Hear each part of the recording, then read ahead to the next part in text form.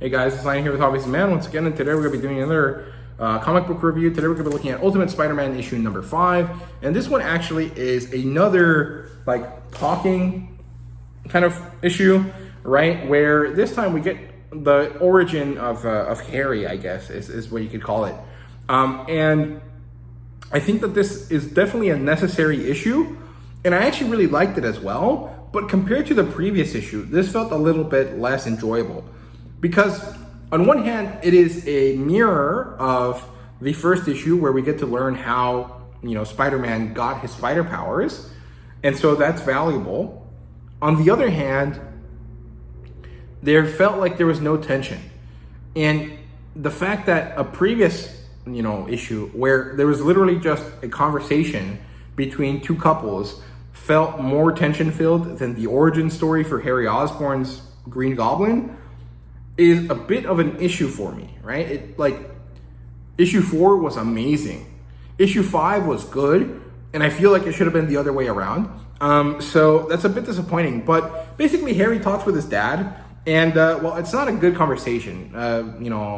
Harry basically is a disappointment to his dad, and I forgot his first name. I don't know. I really forgot the Green Goblin's name. I am so sorry. So Harry talks to him, and then he dies in this explosion that they blame Tony Stark for, right? And then Harry and Gwen are meeting with a lawyer because the Osborn will basically bequeaths everything to Harry because he's the Osborn heir or scion or whatever you want to call it. And he also ends up getting everything. He goes to the Kingpin, who was a friend of his dad's or someone that was relevant to society, to high society. So he meets with him, and he's actually given Stark Industries by the Kingpin, which is, foreshadowing / problematic / there's something going on there. And it kind of makes sense why Harry would now know how to, mess with Spider-Man's suit.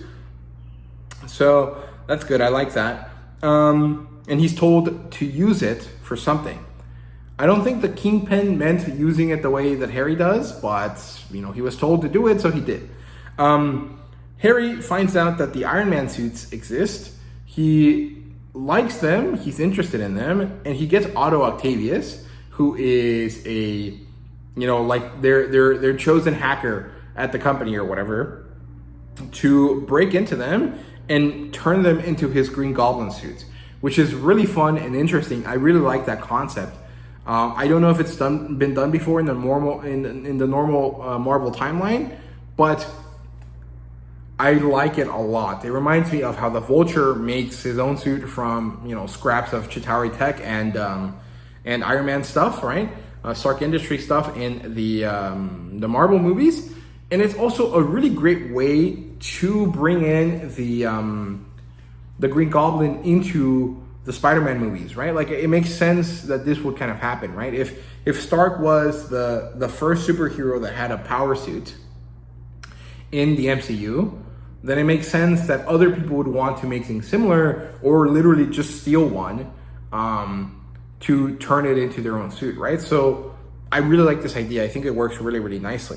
We get to see that Harry then decides to chase down all of the other technology that is now his, that was Stark Industries technology, that was spread across the world. And it turns out that basically Stark, Tony Stark, basically sent all of this technology to different people based on what he knew from the other realities. And he didn't really discriminate between good and bad people. He just kind of sent technology out, right? And it turns out that the Shocker stole the tech from someone else that died using it, I think. And now it's his. And Harry does something to him. I think he messes with him or he kills one of them. I can't remember exactly what happens. It's been a few weeks since I read this. And then Harry and Peter meet for the first time from Harry's perspective, and they become friendly, right? Then we get to see that Harry is torturing Bullseye. I think that's what this character is. Hidden away somewhere, right? Deep in the bowels of Stark Industries. And pumping him for information. And I'm very curious where this leads, right? At this point, I have read Spider-Man number 6, so I know where it leads, but you know, at the time of reading this, I was like, oh shit, what the fuck is this? What's going on, right? So that was a good ending. I really like this, but like I said, the fact that a talking head issue in, you know, issue 4 felt more tension filled and more like dramatic and exciting to me than this one is a bit disappointing. At the same time, I think that this was completely necessary for the story. So I really am happy that it was included and that they took the time to make this happen. But I feel like there's a little bit more spice that could have been added to it, right? So there you go. That's my review for Ultimate Spider-Man number 5. I hope you guys enjoyed. Thank you guys so much for watching, and see you guys later.